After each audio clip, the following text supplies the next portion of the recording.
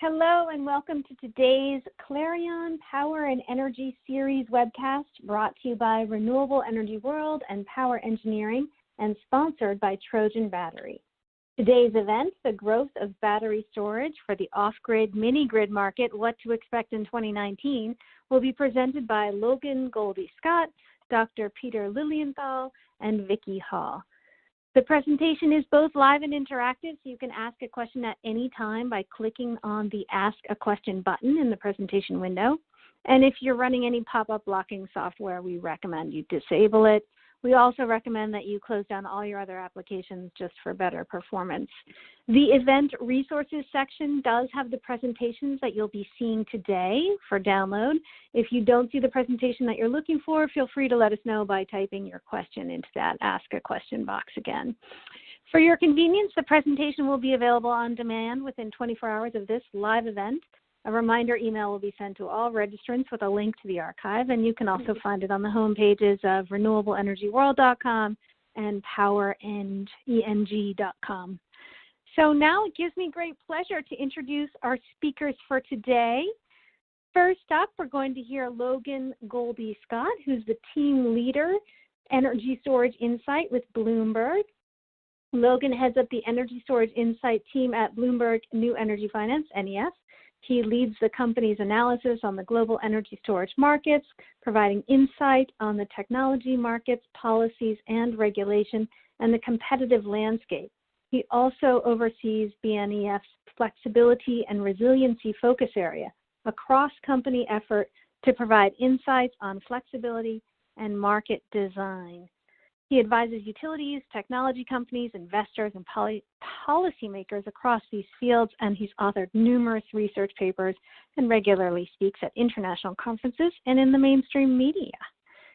After Logan, we're going to hear from Dr. Peter Lilienthal, who's CEO of Homer Energy.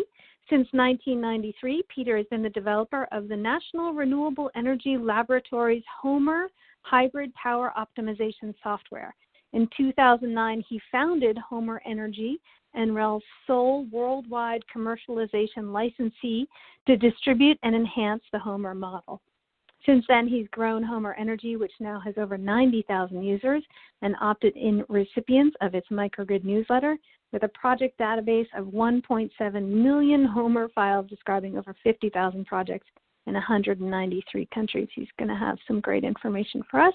And then next, we're very pleased to have Vicki Hall, who's Director of Technical Solutions with Trojan Battery. As Director of the Global Technical Solutions, Vicki Hall is responsible for managing Trojan Battery's world-class technical support team, battery training sessions, application engineering programs, product testing, and customer technical sales support. Hall's application engineering support includes charger testing and evaluation of field applications for the company's original equipment manufacturer OEM customers. She also has expanded her management of Trojan's technical support team, which addresses technical questions from around the world that come in via Trojan's toll-free technical support hotline and the company's website. So we're going to start with Logan. Logan, over to you. Hello, everyone. And thank you, Jennifer. So as Jennifer mentioned, my name is Logan Goldie Scott, and I head up the energy storage team at Bloomberg NEF. It's a pleasure to be here and to have so many people on the line. So thank you for dialing in, and thanks to all of the organizers for putting this together. The focus of today's presentation will really be on energy storage in off-grid and mini-grid applications, but to really understand how the opportunities here are changing, I think you need to take a step back. So let's start there. Now, a key reason in our view for why this market is beginning to open up is that lithium-ion batteries have become much cheaper over the last few years. Now, this chart here shows results from an annual battery price survey that we run, where we interview buyers and sellers across the market. And what you can see is a remarkable 85% decrease in prices from 2010 to 2018, falling to sort of a record low of $176 a kilowatt hour in 2018. So battery prices have fallen pretty significantly, And if we look a bit further out, we also expect these prices to continue to fall. Now, the observed learning rate from 2010 to 2018 was 18%. And so we can use this to look forward and to try and gain an understanding for where will prices be a few years down the line. And what we can see is, like with 18%, that means that for every doubling of volume, the price will fall 18%. And that takes us to an average price of $94 a kilowatt hour by 2024 and $62 a kilowatt hour by 2030, just for the battery pack itself, which is which is pretty remarkable and sort of just so far away from sort of where we were back in sort of 2010 when we started tracking these numbers. What we normally find whenever we show the battery price on its own is sort of a flood of questions around, but what about all of the other components? Sort of how do we translate that number that I've just shown into the cost of sort of fully installing a system? And it's completely true that the lithium-ion battery is clearly only one component of a full system. But the good news for customers and potential developers in this space is that costs for other components are also falling rapidly as well. So combined, and this is for a 20 megawatt, 80 megawatt hour system, so sort of relatively large sort of utility scale system. But combined costs, we saw a fall from around $580 a kilowatt hour in 2017 to just over $350 a kilowatt hour in 2018. And so part of that is battery prices falling, but it's also reductions in EPC costs and the energy management system. So all of the other very necessary sort of additional components to actually have a working product here. Now, what this means is cheaper batteries tends to mean more batteries, and what we can see on this slide is that this is rapidly increasing demand for passenger electric vehicles in particular, rather than anything that we'll discuss today on the stationary side, is really what's driving down previous and, in our belief, future battery cost reductions. And to give you an idea of sort of a scale, we expect around 2.6 million electric vehicles to be sold in 2019. So this is up from under 2 million in 2018, and sort of even that marks a significant significant change from previous years. And what you can see here is just how important this sort of overlap and the sort of technology convergence is with the electric vehicle industry in terms of those volumes. Because greater volumes are helping drive down battery pack prices, which in turn is opening up new markets and applications for batteries, which then increases volumes. So it actually becomes a very circular process, which again is great for customers and developers in the market. So that's probably enough on prices from my side. And I guess the key question is sort of what does this then mean? Essentially, falling battery costs and a greater need and understanding around energy storage is creating a significant ramp up in current and future expected activity. So globally, as you can see here, we actually expect nearly 1 terawatt and 3 terawatt hours of energy storage to be installed by 2040, which is just this tremendous increase from sort of today's level. And in every previous year, to give another sort of sense check here or some perspective, we think that 2019 will be the first year ever that annual energy storage deployments exceed 10 gigawatt hours, and so we're starting from a pretty small base at the moment, but because of some of these trends that we sort of talked through and that we'll discuss later in the call as well, we believe the outlook is fairly healthy for the industry. And The other thing is, as well as just the the sort of high-level number here, the other thing that you can see here is this sort of geographical scope.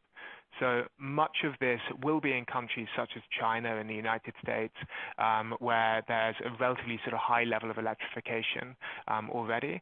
But we also see a fair amount of opportunity in other markets, which is sort of what will be the focus, the focus for today. Now, the previous slide divided or segmented the market by country, but on this slide you can actually see how we've divided this by application. And so many of these applications will be familiar to those of you on the call. So we have ancillary services, peaking capacity, energy shifting, and then also sort of different sort of behind the meter applications such as residential or commercial energy storage. And I think these are currently discussed in a sort of in the context of sort of countries such as the United States and China. But actually, these problems and in the issues that energy storage addresses in each of these segments is not unique to those markets. Issues around what's the most effective way to deploy capital in the as a sort of distribution network asset. This really sort of spans across practically any market in the world here. And the final thing that I'll mention on this slide is just reiterating a point I made earlier, where cheaper batteries opens up more applications. Now, what we found this is probably our fourth or fifth sort of iteration of a forecast since I've been in the energy storage team at Bloomberg NEF, and the big change that we find each time we redo one of these forecasts is not so much adjustments within a segment, but actually adding new sources of demand that we'd previously not considered. And so, for instance, this is our 2018 forecast. And this was the first year that we ever looked at energy storage for electric vehicle charging. And so if we think about that in the context of what's relevant to the audience on this call, I imagine we'll start adding additional sources of demand to this chart based on sort of what we discuss later. And to give an example of this, some of my co-workers in the Frontier Power team at Bloomberg NEF have actually estimated that over $350 billion would be required to ensure universal access to electricity sort of globally. And in our base case scenario, which envisages around 400 million additional people gaining access to electricity, what you can see here is that the investment is split between sort of a grid and sort of on-grid power generation, and then microgrid and other solutions. And I'm sure this is something that we'll discuss. But when we think about electrification, there you do have these sort of different pathways. And very few things tend to be binary, and so we imagine that there will be a split of investment and deployment across both of these segments. So one option here is clearly sort of grid extensions and sort of really the traditional and sort of historical way of electrification. But what I'd like to stress on this slide is that the grid is no longer the only viable option to supply electricity, and a new connection to the main grid can cost in excess of $2,000 per household. And you can see how grid extension costs have changed in different markets, with sort of Peru, the red series on the far right of this chart, being the most extreme version here. And sort of, I think this is fascinating because what it shows is the potential for other pathways, and actually when we look at this, you can see a different opportunity where innovation in solar, battery storage, energy efficiency, remote connectivity, and data analysis can really create excitement around, or there's a lot of excitement around these technologies because of the potential they have to bridge these energy access gaps faster and cheaper than grid extensions. And this chart here is just sort of another way of looking at that. And by no means is this sort of fully comprehensive, but we're talking about sort of different new generation sources. Sort of clearly, we're talking about sort of solar, wind, and whether that's behind the meter or front of meter. But crucially, is sort of how do you manage this in sort of in a smart way, and is the sort of regulation or market design in a market actually appropriate for the change that really is sweeping across the system. And in any of these scenarios, I mean, I listed sort of 15 or so sort of different types of technology there, but actually energy storage, and so batteries in particular, ends up really underpinning or being an essential enabling tool for many of these, especially as you start to get to higher penetrations of renewables because of the balancing functions that batteries can play. So if we focus on batteries again and only looking at one segment of rural electrification here, like we estimate, in addition to the forecast numbers that I showed earlier, demand for around 55 gigawatt hours of batteries by 2030, split across microgrids and small and large solar home systems. So that's the SHS on the chart here. So lots of opportunities here that batteries or a great potential for batteries to play a role, to play a role here in terms of sort of off-grid solutions. And just on my final slide here, so batteries can play a role for off-grid solutions, but I'd also suggest that batteries, even if the future in many of these markets in terms of enabling sort of greater access to electricity is grid extensions and sort of more centralized generation, concessional finance is going to be key here. And this chart shows the levelized cost for electricity for a 4-hour utility scale system.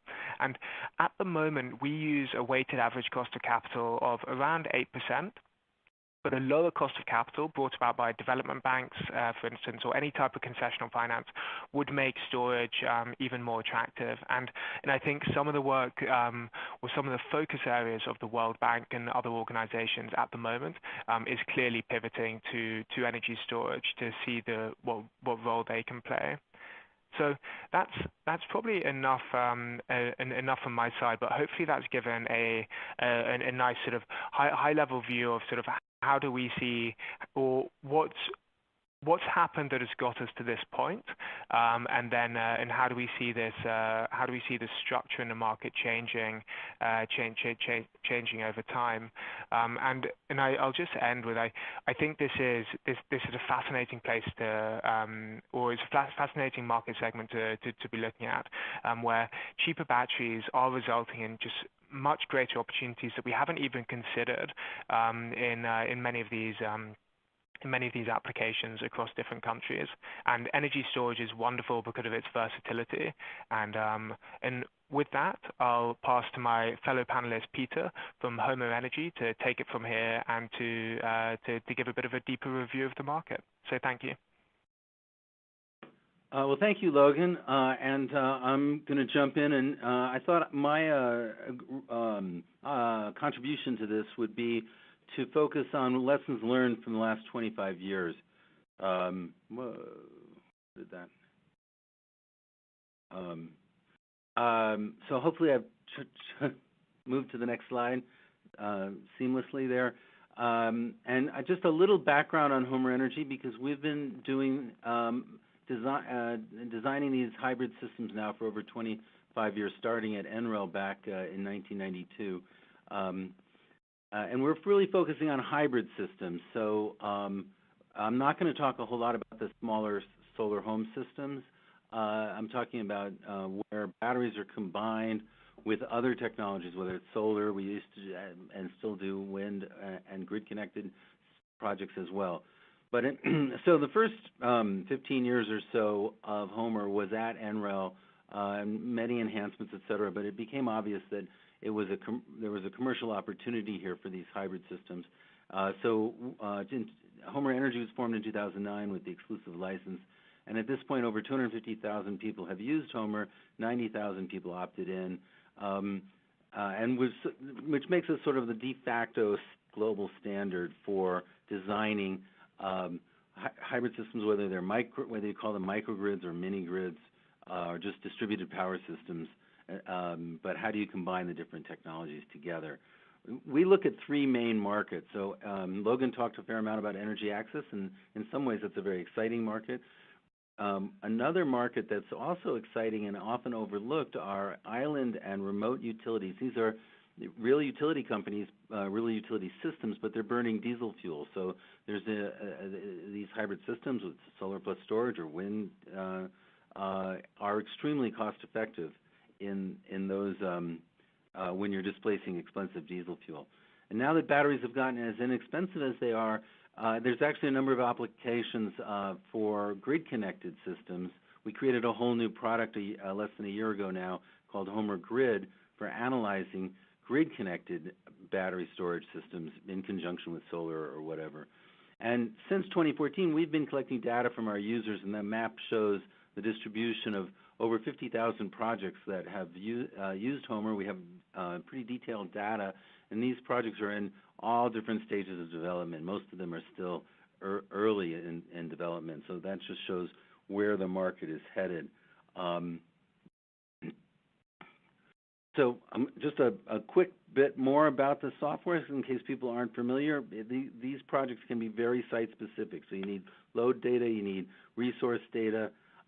We have global databases to get that if you don't have your own data, so that sort of early stage, and then later you do want to have your own data.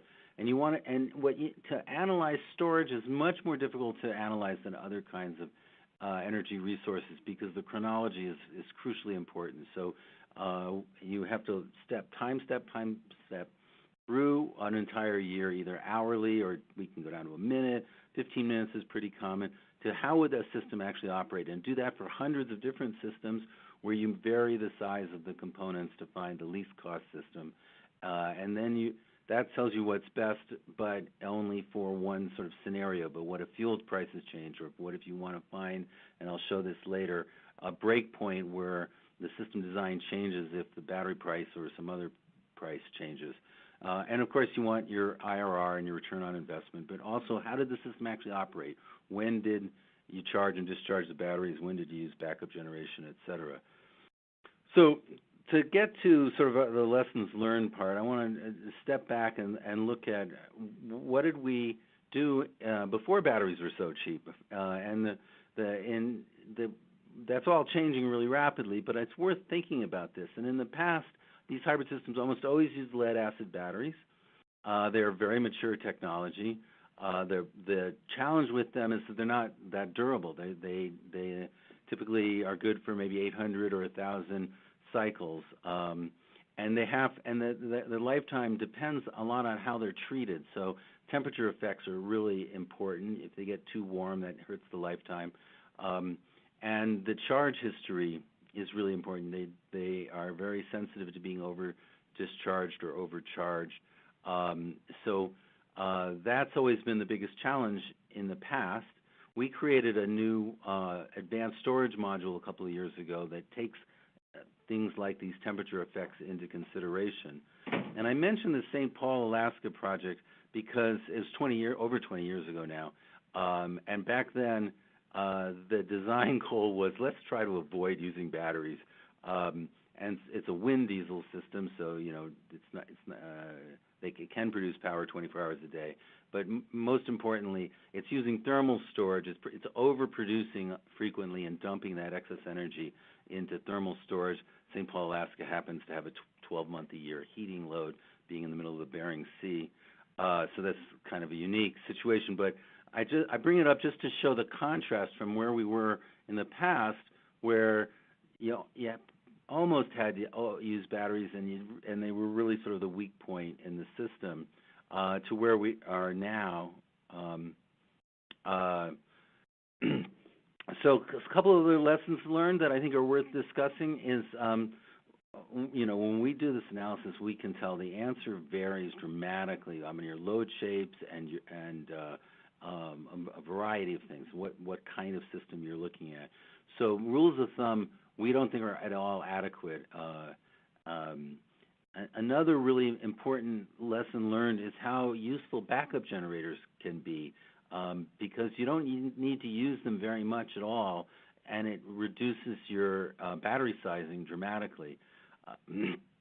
And it's also very difficult to equalize your battery banks without a backup generator, unless you've oversized the renewable portion. So I don't like burning a lot of fuel, but I'm a big fan of having a backup generator just to allow you to manage the system better. And the other lesson learned was just on these lead-acid batteries, they can be a good solution, but you really do have to pay attention to maintenance and keeping temperature control and charge control, as I mentioned before. Because they like to be fully charged all the time, which is different than lithium batteries actually, they're ideal for UPS applications, but for heavy cycling applications, lithium is better. The reason, as Logan described, is because we're piggybacking on this electric vehicle market, which is much, much larger and is in this huge scale up happening right now. So that's what's driving the cost decreases. Our clients we talk to all over the world often talk about the difficulty of getting a hold of lithium batteries if you're in Africa or somewhere, just because it's such a new industry and it's scaling up so fast, and then most of the demand is for larger, either for electric vehicles, and the suppliers haven't really gotten down to supplying small distributors yet. But that's all going to change, but that's sort of where we're at now, industry really in flux. But one thing I really want to point out is how different the stationary application is from the mobile applications. So lithium is the obvious winner for whenever weight matters, your laptop, your cell phone, or your vehicle, because it's the lightest metal. For stationary applications, weight doesn't really matter, so there's actually a really interesting potential market that people are looking at now of, as the battery degrades over time, take it out of the vehicle, it's still got life in it, it just doesn't have the energy and power density it used to have. And so it's ideal for a stationary application. That's a second life concept, and so there should be lots of batteries coming out of electric vehicles in the future that are still good for stationary applications. And also for stationary applications, flow batteries are sort of a very interesting technology, even more durable potentially than lithium. They're not nearly as mature. You can argue that on a technical basis, they might be a better match for these applications, but they don't have the electric vehicles driving the industry scale up, and they don't have the same level of commercial maturity. But I think they're kind of an interesting thing to keep an eye on. And likewise, other chemistries, the aqueous batteries, and there's an enormous amount of research going into this topic. And I put load management up there because you can accomplish a lot of the same benefit of storage with load management, so it's often overlooked, and I always like to put a plug in there for managing your loads, the ones that can be deferred or managed. It's worth looking at. So I've got some results here from the Homer model, and I'm sorry I couldn't blow up the axes, the labels a little better, but the x-axis is the cost of batteries, and the red line is the optimum size of the battery, so this is for a particular application, and there's a break point here between $500 and $450 a kilowatt hour, where suddenly, as at the lower price, the optimum least cost battery size jumps by 70%, and the fuel consumption drops by 70%, and it's because of a break point that Homer identified, where the system design changed, and which may be a little easier to see on the next slide. You've got the x-axis is your 365 days of the year, your y-axis is your 24 hours of the day. At $500 a kilowatt hour, that the orange there is basically the backup generator is running every evening during peak loads. So you don't need as much batteries because you're relying on the generator, and it's but then at $450 a kilowatt hour, the whole system design changes, and you put in a larger battery bank, and instead of running the backup generator every evening, you're only running it when you've had like your second cloudy day in a row or something like that. So it's running at much lower, that explains much lower fuel consumption. So to finalize, as I've already mentioned, the battery industry is just, and as Logan made clear as well, is going through an enormous change at the moment, and it's going to be really fascinating to watch the next couple of years. And but using batteries in power is not totally new. It's been a very niche market, but in this off-grid and mini-grid market, but there are a lot of lessons to be learned from how to manage batteries in these applications. And again, it's a broken record, but this is all changing really rapidly as the prices come down. And I've talked about the impact of that on system design. I put an industry structure on there, and I'm really talking about the utility industry structure, potential topic for an entirely different webinar on how this changes the utility industry. Huge topic. So there's more changes coming, and we're in for a ride, and it's fascinating, and it's going to make the world a cleaner place, we believe. So that's my presentation, and I'll pass it on to Vicki now. Thanks, Peter. As Logan and Peter both mentioned, the energy storage industry is growing at a rapid pace, and Trojan is very well positioned to support that growth. These applications primarily are deep cycle applications, and we only make deep cycle batteries. And we've been supplying deep cycle batteries into renewable energy applications for many years, and we've been particularly successful in off-grid and mini-grid markets, and that's based on our diverse product line. And so in our lead-acid portfolio, again, we are primarily a lead-acid battery manufacturer. We have a series of batteries, and we call it our solar series. And under the solar series, and this is specifically designed for renewable applications, we have 5 product tiers to cover the requirements and the varieties of energy storage needs in the variety of off-grid applications. So on the left-hand side, we have our flooded line, and there are 3 battery types, starting with the solar industrial line. These are very, very large, high-capacity batteries. And because they're very large batteries, the price of the battery is primarily based on the lead content, so it is the largest budget required battery that you would have for a renewable application. The second line we have is the solar premium line, and it's a smaller battery, but it's designed for medium or high capacity application needs. And then the solar signature line is a low capacity range. These are more the batteries that would be for solar home systems or much, much smaller energy storage needs. Now, all 3 of those batteries are flooded in their technology, so that means that they require maintenance in the form of watering. So when you select batteries for applications, you have to take that into consideration.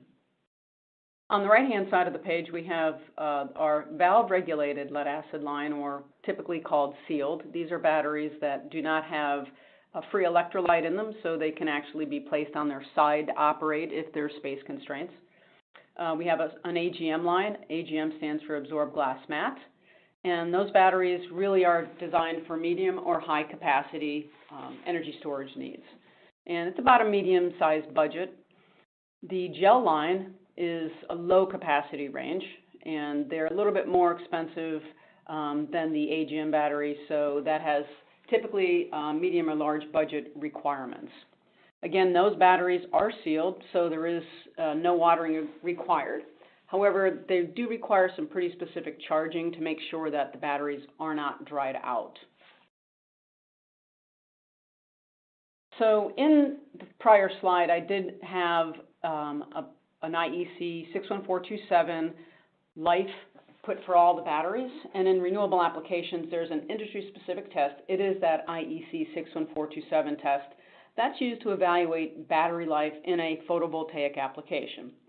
It really consists of taking the battery at both full and partial states of charge and at 104 degrees Fahrenheit or 40 degrees C, and you're cycling that battery. And basically, the partial state of charge part of the test is specific to the renewable application. As I think it was Peter that mentioned, lead-acid batteries really work best when they are fully charged on a daily basis. So this test is designed to replicate a renewable application where the sun may not shine and the batteries don't get fully charged. So the batteries are cycled through deep and shallow discharges for 150 cycles, and at the end of the 150 cycles, the C10 capacity is tested. Provided the capacity is greater than 80%, that is considered a pass for the test, and each passed discharge equals 1 year. So those very large industrial batteries, they actually lasted 17 years in that test, which is a phenomenal amount of time.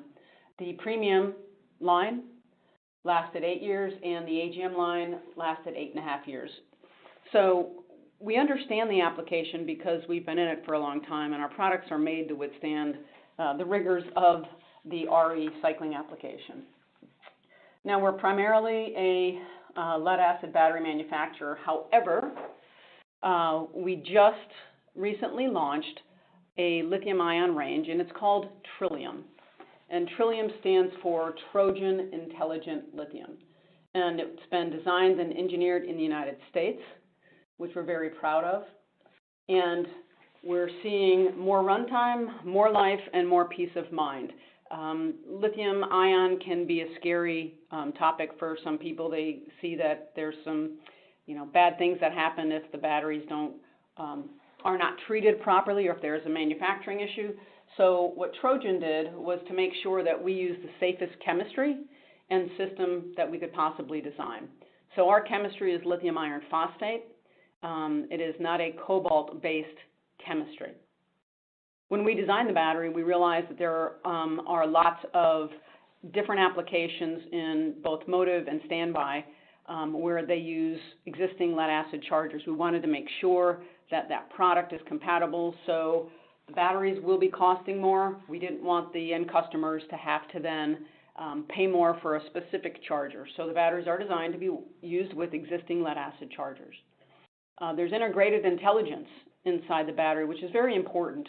It tracks battery voltage, battery current, battery temperature, and it can actually track amp-hour throughput for long-term possible warranty based on amp-hour consumption. There's a state of charge gauge that's on the top of the battery. You can actually depress and get a LED readout to tell you what the state of charge is of the battery, so you don't have to worry about that. And we have used microprocessor-based controls internally. And the nice feature about this battery is it is fully self-protected.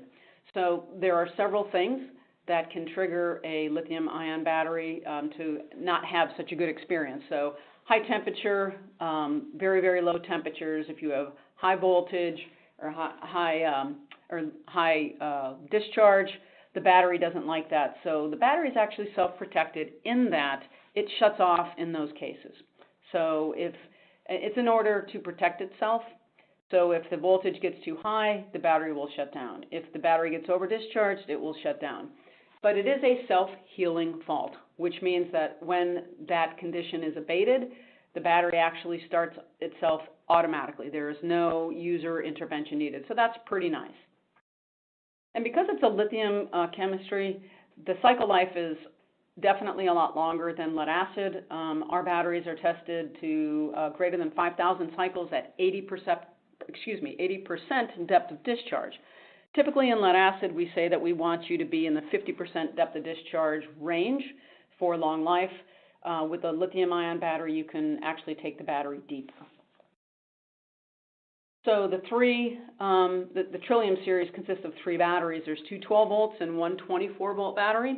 We will have more sizes coming later on this year. But what you'll see is on the left-hand side, we have what we call it's a Group 24. That's a Battery Council International sizing. It's similar to a T105 or a T875, which is very prevalent in the renewable energy markets, particularly the T105. It's a 92 amp hour battery, and it's 1.17 kilowatt hours. The middle battery is a group 27 size, and it's 110 amp hours, 1.4 kilowatt hours. And the battery on the right-hand side is a smaller battery. It's a U1 size. It's only 22 amp hours, but it is a 24-volt battery, nominal, and it is 0.56 kilowatt hours. There's a whole lot more information on our website. I'm not going to go into the details today, but please visit trojanbattery.com to get that information. You know, we still say Trojan is a lead-acid battery, and lead-acid is dominant in off-grid and mini-grid applications, primarily due to the cost of the battery. It's definitely cheaper than it is to buy a lithium battery, but the cycle life may, make someone look at it as an alternative because it will last, 8 to 10 times longer than lead acid. But the higher costs have to be acceptable. So as I mentioned in the introduction, Trojan's been in off-grid applications for many years. So I'm just going to go through quickly 3 case studies to show where the products have been used and the benefits that the communities are seeing with the products. And the 2 rural electrification projects are in a community called La Lajas in Nicaragua. It's a community of a little over 5,000 people, and because of where it's located, there isn't an electrical grid. And this is not unusual. You see this in lots of parts of the world. So there was a system was installed by Power to the People and SUNY Solar, and it was installed on the school, and it's pictured in the lower right-hand picture. So now what happens is this community has benefited greatly by having power in it, and it's a small system. It's basically 8 T105 batteries, but it's enough to power some lights. So now the school is being used for community meetings at night. They're actually using television-based distance learning, which is fantastic. And it's also providing some revenue because the electricity is being sold to people in the community to charge other batteries, such as cell phones if they have it, or other small devices. So those funds that are collected are now used for maintaining the system. So it's a really neat setup. And as you can see in the lower left hand, we've used Morningstar controllers, Antrax inverters, a bunch of different manufacturers, and this is the balance of system. And I think Peter was explaining the batteries are one part of it, but you have to make sure that you have a good marriage of all the other components to make sure that the batteries deliver the energy that's required. The next case study is in that exact same community, but it's at a medical clinic. So if you can imagine, it's rural, and sometimes there's vaccines and medications that require refrigeration, and they haven't had that up to now. So now this little small system, 4 T105 batteries, it's half the size of the prior system, is used for refrigerating vaccines and medications, and you can actually use medical test equipment that needs power to operate. And along with this, when these batteries were actually donated, Power to the People donated medical supplies for the community as well. So it's not just we're putting power in the community. There's a whole host of benefits that are secondary benefits to commercialization and growth of these communities. We've been in rural telecom applications as well. And one case study that I like to discuss is in central Peru. It's a rural location where cell coverage isn't available. So when you don't have cell coverage, for those of us that have it, it's very challenging for communication outside of their area, and it makes, for economic growth and expansion and getting jobs very difficult. So the Peruvian government had an initiative to bring VSAT networks to the area to provide cell phone coverage. And VSAT is an acronym for Very Small Aperture Terminal. So it basically is excellent for remote areas for getting a cell service. So the PV system now provides power for that VSAT network, and battery storage is required 24 hours a day because people are using their phones 24 hours a day. So as you can see in the small picture on the lower right hand, we're actually using 24 AGM batteries. So these are sealed batteries, and there are 2 of them in the system. And if you can imagine, they're up on a tower. This is where battery selection is important. If you're selecting batteries for some application like this, you also have to consider maintenance. So there's no watering required for that battery, so that's the best battery type for that application. But this whole system, again, encourages social and economic development, which is the secondary benefit of having power. So the challenges in off-grid applications are selecting the correct battery type, right? So Peter's got Homer, which is very expansive, very extensive software program, very, very nice. We had developed a much smaller program, and it's really for rural, not grid tie. It's off-grid, where we're trying to help people understand what is the best battery and how to design your system from the battery perspective. So this is actually going to be an interactive part of the training. So what you can see here is a link to batterysizingcalculator.com, and there's a step. The first step you have to do is pick your system voltage. So we're going to walk through an example, and for our example, we're going to pick a 48-volt system, and you get to choose the type of your PV system. So are you off-grid, are you grid tie? We're going to do off-grid in this case, and then very important, battery depth of discharge. And I spoke earlier to the fact that lead-acid batteries want to be in the range of 50% DOD, or depth of discharge. So we're going to select 50. It would be primarily the one that you would want to select out of the pull-down menu. And then type of battery. So you can select any, or you can say, I want just a flooded battery, or I want just a battery that's maintenance-free. For our exercise today, we're going to pick, just give me any battery type. And then days of autonomy, this is something Peter mentioned. You know, the rule of thumb used to be, oh, you need 3 days of autonomy. And what is days of autonomy? That is the number of days that the battery has to deliver energy, because there's no power to recharge the battery, so there's no sun. So let's say monsoons in India. Okay, so for our application, let's make this something like a hunting cabin. We're gonna say we wanna be 3 days. So now you come down, and step 2 is to enter your average daily load. So this puts some onus on the person that's doing this. You have to understand what your loads are, and it's very critical to get every single load to make sure that you're getting the right battery. So for example, let's put some LED lights, and we have 6 of them.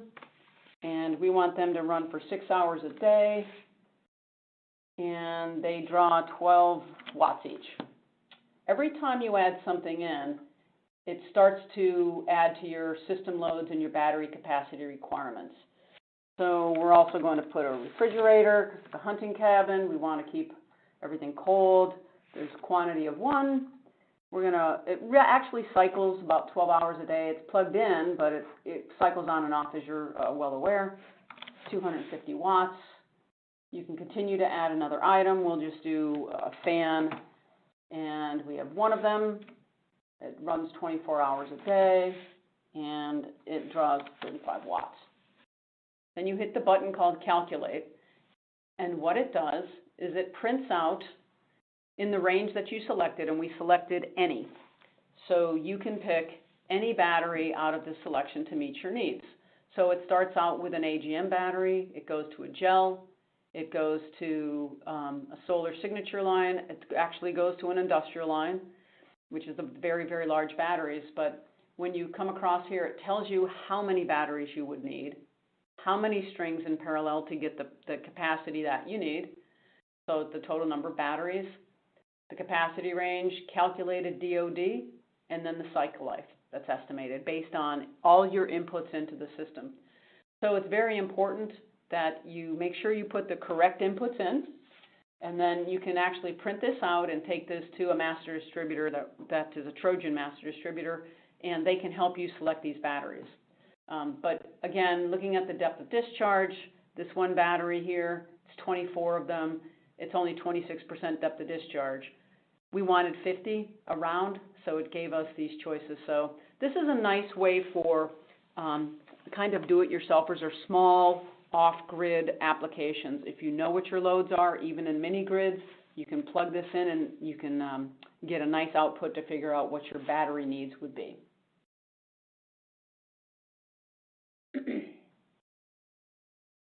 So we want to talk about, we talk about batteries. People ask about something being, recyclable or environmentally friendly. lead acid batteries by far are extremely environmentally friendly. In fact, they're the most recycled product in the world. There's value in that dead or end-of-life battery because that goes back to a smelter to get broken apart, to then go into different components. The plastic gets recycled. The lead actually gets recycled into lead ingots to come back to Trojan for us to make more batteries. So we need that recycled lead acid battery to come back. Electrolyte that comes out of the battery also goes for different chemicals. But in the lead acid battery recycling stream, you get paid to turn in that lead acid battery because the smelters need it to make more lead for us to make more batteries. Lithium-ion batteries actually can be recycled. Instead of you getting paid for the value of your spent battery, you actually have to pay currently to have a lithium-ion battery recycled. And the recycling is similar, but it's different in the fact that the battery that's a lithium-ion battery, they're in systems. So typically they're broken apart and there's electronics, and then you end up having the lithium-ion cells. But when the lithium-ion cells are recycled, there is no lithium that comes out that gets put back into make more lithium-ion batteries. So yes, it is a recyclable product. Right now in the United States, there's only a couple people that can recycle lithium-ion. It's growing. There's new companies starting every day because, as Peter and Logan mentioned, the industry is growing and lithium-ion from electric vehicles is getting more and more prevalent. Yes, there is a secondary life. And I agree with Peter that we see, particularly in underdeveloped nations, where maybe the first life of a lithium-ion battery, the cost is too high, that they can't afford them for, let's say, mini-grid or off-grid applications. So the secondary life of lithium-ion is very attractive to take those into mini-grid and off-grid applications in underdeveloped or developing countries. So we agree with that. We see that that's going to be something very big in the future. So I'd like to take this time to thank everybody for the attention and certainly thank the organizers and my fellow co-presenters. And at this point, I'm going to send it back to Jen. All right. Thank you so very much, Vicki. That was really interesting. And we have quite a few questions here and about 8 minutes. So I think we are going to just jump right into them.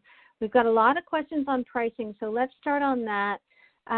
So we have a question here that says, when you say dollar per kilowatt hour, how do you define the system in kilowatt, or how do you find the system kilowatt hour? Do you just say nameplate of 80 megawatt hours as in the example, or do you consider the oversize needed to achieve the 80 at the system end of life? So Logan, why don't you start with that, but I think other people might want to chime in as well. Sure, thank you. So here, here we're saying nameplate.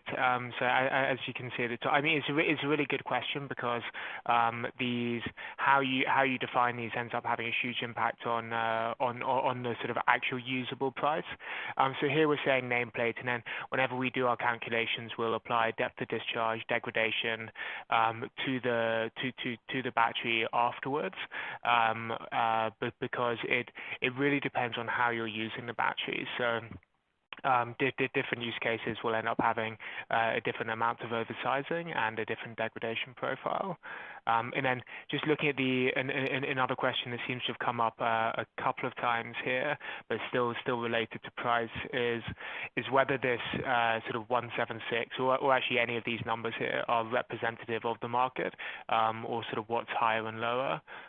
It's probably just, it's worth mentioning here. So this is the volume weighted average from around 70 submissions that we received in the 2018 survey.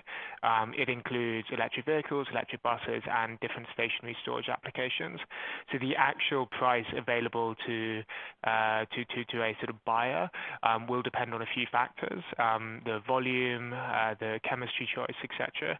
And Trojan's talked about their LFP battery, and what what I would say is if we look at that 176 number, some of the prices for LFP batteries coming out from China are very low cost, and we actually expect at the low end of the range some batteries in the market, probably for larger volumes, but some batteries in the market will actually end up being under $100 a kilowatt hour as early as this year. And so this is the average. Small volumes, you'll be paying a premium to this. Higher volumes in certain technology or chemistry choices, you'll be lower. Wow. Yeah, interesting. Was there anyone else want to chime in on that? Pricing? Well, I'll chime in a little bit on the kilowatt-hour rating because there are these 4 factors that affect a kilowatt-hour rating, and the most important one is the C rate. So the faster you discharge, the less energy you're going to get out of it. So it's really important when people talk about kilowatt-hour rating of batteries at what C rate.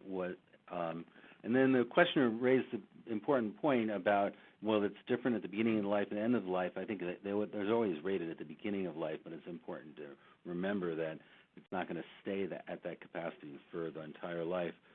The other thing he mentioned, I think, the questioner alluded to, is you don't usually use the entire state of charge window from 0 to 100%. So when people talk about kilowatt hours, they should be really clear about, are they talking about that 0 to 100% window or the usable capacity, which is greater for lithium in percentage terms, but it's still important. And then temperature affects the capacity of a battery.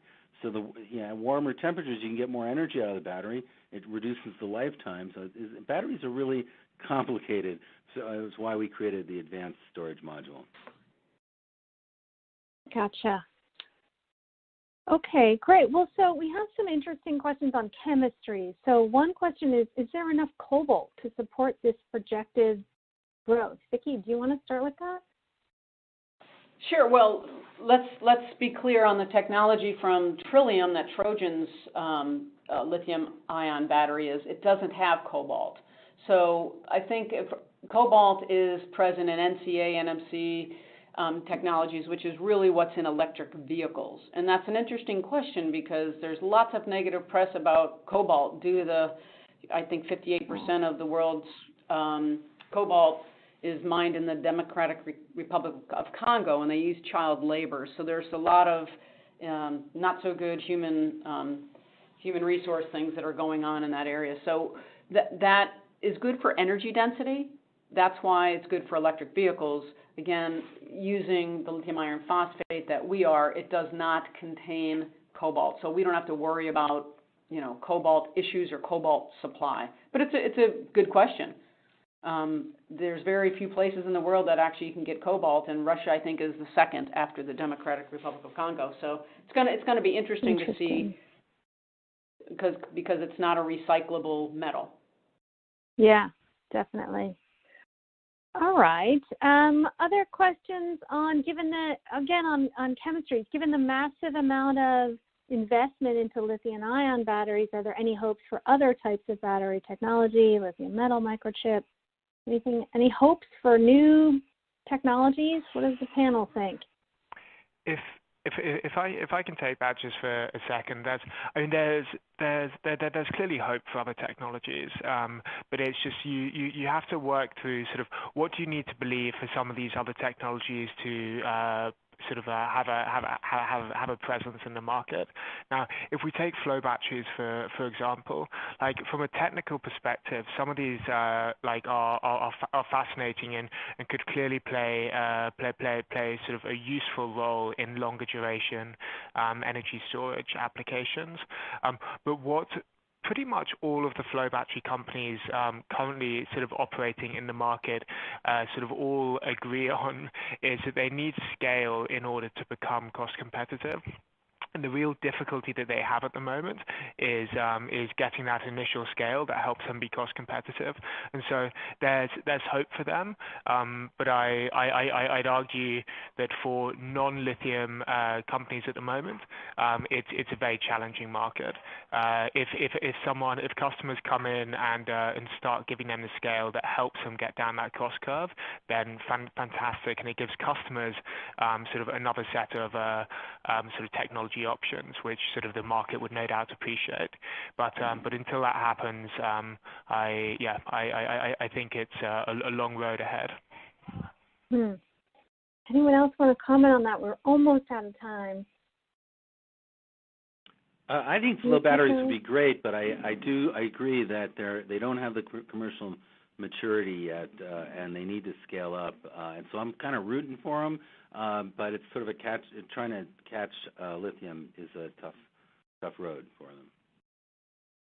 Gotcha. All right. So we've got some questions on design, and I would urge those people listening to go to either the batterysizecalculator.com, which is the Trojan Battery Calculator, or to check in with Peter on Homer Energy on designing your system. I want to end with this question, though, about finance. So the question is, showing such a large number for Africa is nice, but who do you see financing such projects? This seems to be a far greater limiting factor than simple access. So let's have everyone chime in, and that'll be your final answer. Logan, why don't you start? Who do you see financing these projects? Sure. So, I mean, it really will depend on the application. I mean, so some of these probably stand on their own their own feet already, whereas others will need support. But what I think what we have seen over the last year or so is a huge amount of interest from the sort of from lenders in the sort of concessional finance community in what they can do to support energy storage. Like wind and solar in many countries sort of has been a focus for these organizations, and now that focus is sort of beginning to shift. So I think we will see more announcements in 2019 around concessional finance for energy storage in particular, and that could help sort of open up more private capital into the market as well.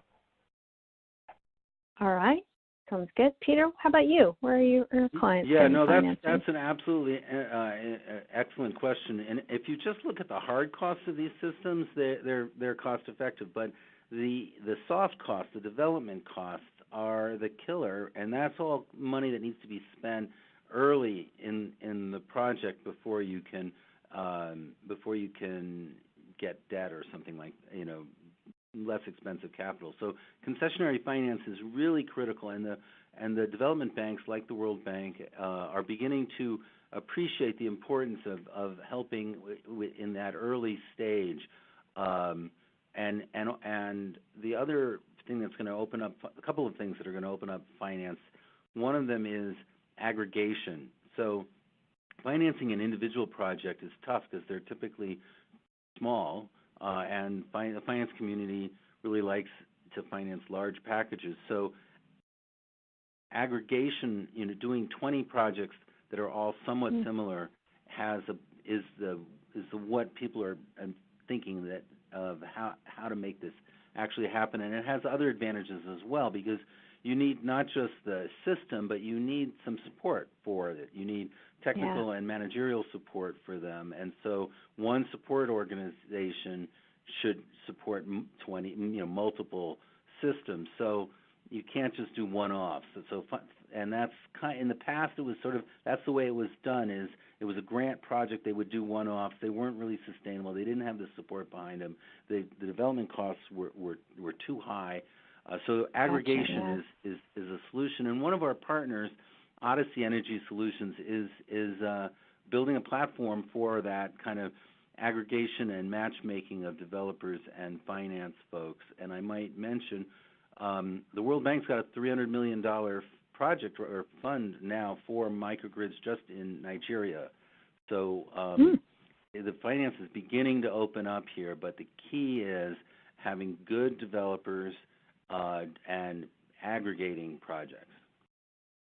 All right, great points. Vicki, final question for you on the finance. What are you seeing?